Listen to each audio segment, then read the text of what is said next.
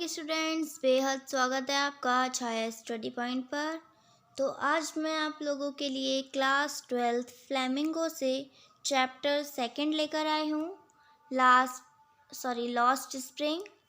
तो आज इस चैप्टर को पढ़ेंगे हम। सबसे पहला क्वेश्चन आता है हमारे पास कि lost spring stories of stolen childhood इस चैप्टर का नेम है। कि ये क्यों रखा गया है? तो ये इसलिए रखा गया है कि जो वसंत का मौसम होता है वो बहुत अच्छा होता है सारे मौसम में। उसी तरह जो हमारा बचपन होता है ना, वो बहुत ही सुंदर होता है, ठीक है, सारी एजेस से।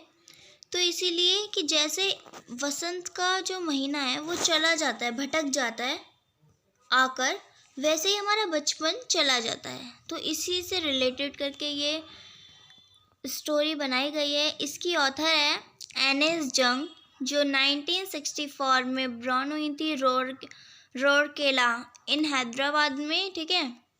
और उनके जो फादर थे, उनकी जो मदर थी, वो भी राइटर ही थी और वो भी एक फेमस राइटर हैं, एनिस जंग, ओके।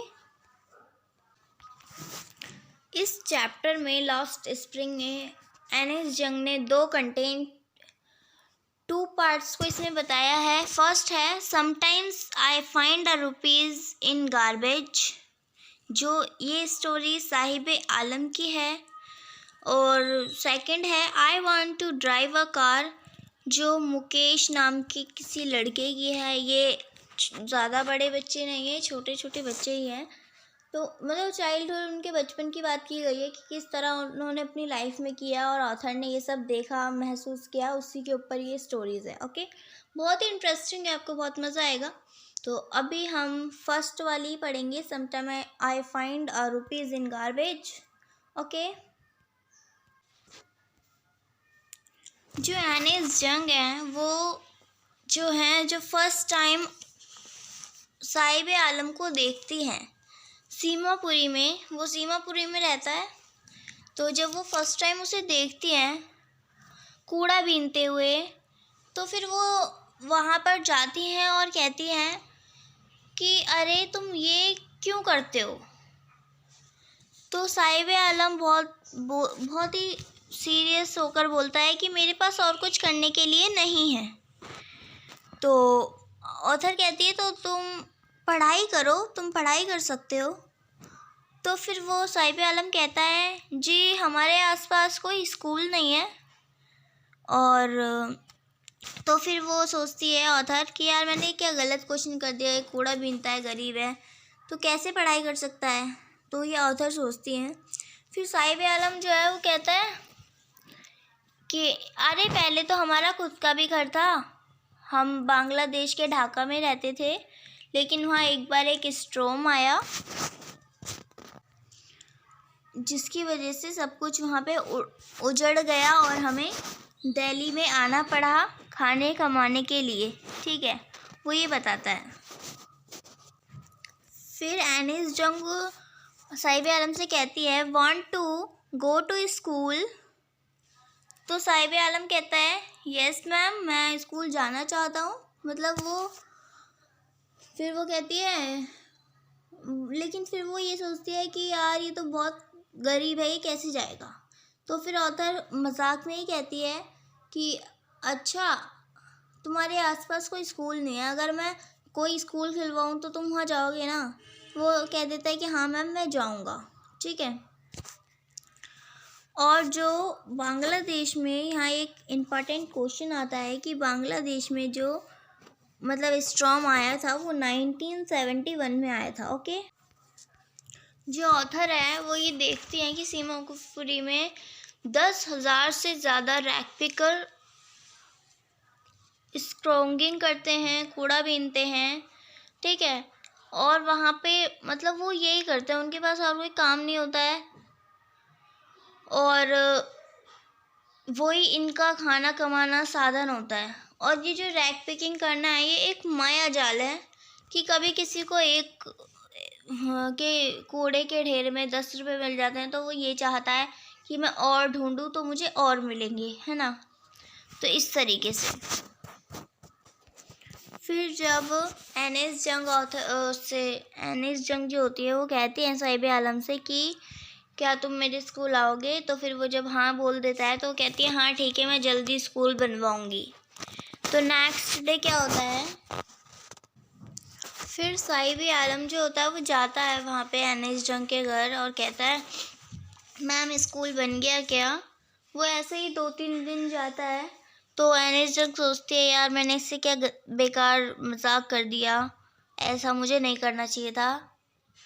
तो ऐसे ही फिर वो जब 1-2 दिन चला जाता है और वो मना कर देती है, वो कहती है बेटा अभी नहीं बना, स्कूल बनने में टाइम लगता है, फिर वो वहाँ नहीं जाता।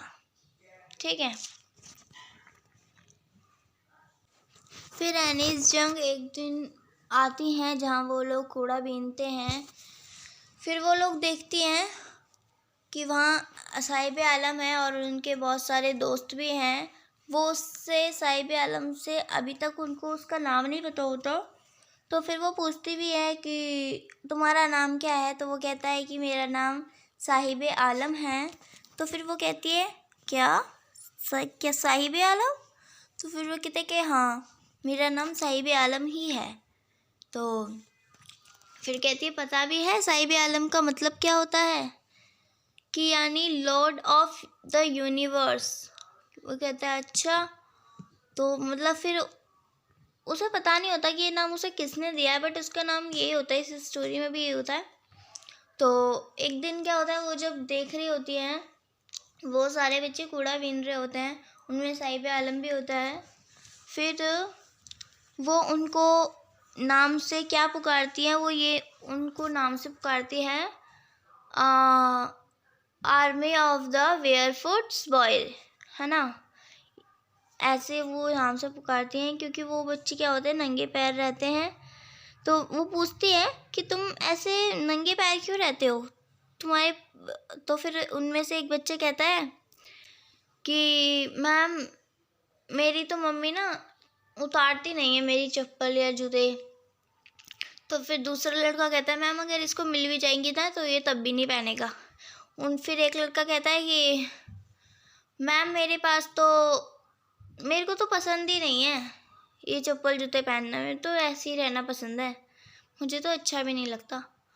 फिर एक और कहता है कि मतलब ऐसे बहुत सारे बच्चे कमेंट्स करते हैं। उसमें फिर साहिब आलम होता है, वो कहता है उसने मतलब 2 अलग अलग तरह के एक लड़के ने जूते पहन रखे होते हैं उसने।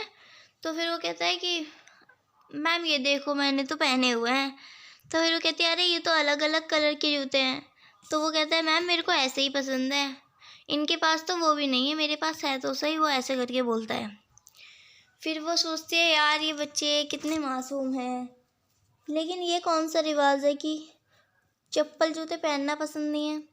तो फिर वो सोचती कि मैं भी आज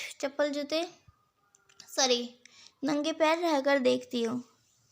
तो फिर वो 2 घंटे बाद कहती है अरे यार ये कोई रिवाज नहीं है, जब किसी के पास नहीं होता तो वो ये थोड़े ना कह सकता है कि हमारे पास पैसे नहीं है, हम गरीब हैं। वो ये कहेगा ना हाँ भाई ये हमारा ट्रेंड है, ट्रेडिशनल्स है, ये वो करके। तो ऐसे वो सोचती है अपने मन में। फिर एक दिन क्या होता है, जो साहिब आलम है ना वो एक टेनिस गेम हो रहा होता है, टेनिस खेल रहे होते हैं वहाँ बड़े बड़े प्लेयर्स। तो वो देखता है उसे, अंदर बाहर से खड़ा होकर देखता है। तो फिर एनिस जंग भी उससे साहिब आलम को देखती है और सोचती है कि यार ये बच्चा कितना सोचता होगा ना कि ये बड़े बड़े खेल रहे हैं, मैं भी खेलूँ, कितना मन होता होगा इसका। तो फिर वो साहिब आलम के पास जाती हैं और कहती हैं बेटा यहाँ क्यों खड़े हो, खेलना है तुम्हें। वो कहता है नहीं मुझे तो नहीं खेलना। फिर वो कहती है कि अच्छा फिर तुम यहाँ पे क्यों खड़े हो। तो फिर वो कहता है कि मैम जब ये सारे बच्चे चले जाएंगे ना, मतलब ये सारे लोग यहाँ से चले जाएंगे ना, तो वो गार्ड अंकल मुझे अंदर झूलने देंगे।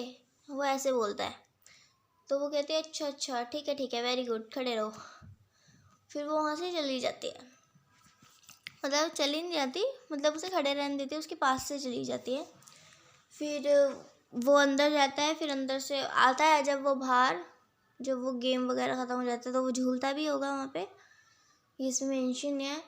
तो फिर वो कहते हैं, तो उसे ना जूते मिलते हैं टेनिस के, काट देता होगा, तो वो जूते फट रहे होते हैं, उसमें मतलब गोल गोल सा सर्कल होता है।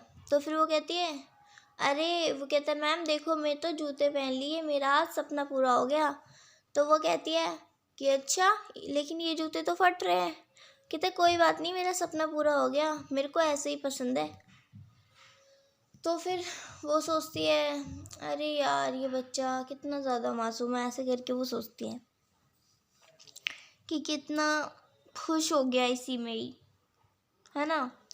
तो फिर क्या होता है, जो कुछ बहुत टाइम हो जाता है, जो वो है साहिब आलम, वो दिखता नहीं है एनिस जंग को। तो वो सोचती है यार कहाँ गया वो लड़का, बहुत दिन हो गए दिखा नहीं। तो वो एक दिन जो है मिल्क बूथ की तरफ जाते हुए दिखता है एनिस जंग को ही। तो फिर वो कहती हैं कि अरे साहिब कहाँ जा रहे हो भाई, कहाँ रहते हो तुम। तो फिर वो कहता है, मैम कहता है, हेलो मैम, मैं तो अब एक टी शॉप पे काम करता हूँ। तो फिर वो कहती है, अच्छा लेकिन तुमने वो क्यों छोड़ दिया। कि मैम बस छोड़ दिया ऐसे ही, मतलब कूड़ा बीनना। तो फिर वो टी शॉप पे काम कर रहा होता है। फिर वो कहती है, अच्छा चलो ठीक है। तो फिर वो कहती है कि क्या मिलता है तुम्हें। वो कहता है कि मैम मुझे 800 रुपये मिलते हैं और मुझे खाना मिलता है। वो कहती है ठीक है। फिर वो कहती है कि अच्छा और फिर मिलने कब आओगे, मतलब ऐसे वो कुछ बात करती है। तो फिर वो कहता है कि मैम मैं ना अभी चलता हूँ, मुझे देर हो रही है, मैं अभी नहीं बात कर सकता। तो फिर वो कहता है, तो वो एनिस जंग सोचते हैं यार कभी नहीं बोला इसने तो मुझे ऐसे कि मैम मेरे को देर हो रही है, मैं जा रहा हूँ। अब ये खुश नहीं है, ये बहुत उदास है ये काम करके। पहले जब ये कूड़ा बीनता था, अपने दोस्तों के साथ रहता था, तो ये बहुत ज़्यादा खुश रहता था।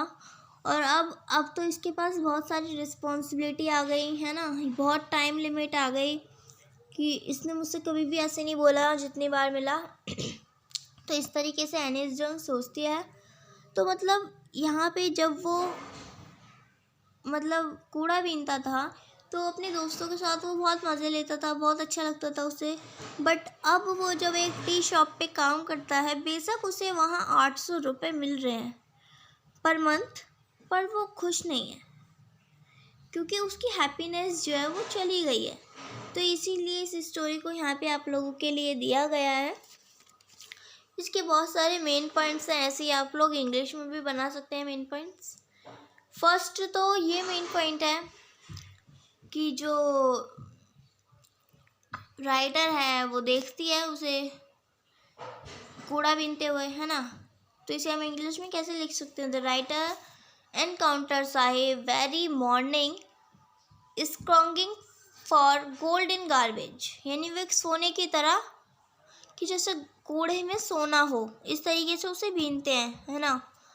और फिर बहुत सारे पॉइंट्स आप ऐसे ही बना सकते हैं। बाकी अगर दिक्कत आती है समरी में भी, या फिर पॉइंट्स नहीं बना पा रहे हो आप बुक से या किसी भी मटेरियल से, तो आप मुझे बता सकते हो कमेंट करके, तो मैं आपको इंग्लिश में भी समरी भेज सकती हूँ। बाकी मैंने हिंदी में इसलिए भेजी ताकि आपको अच्छे से समझ में आ जाए।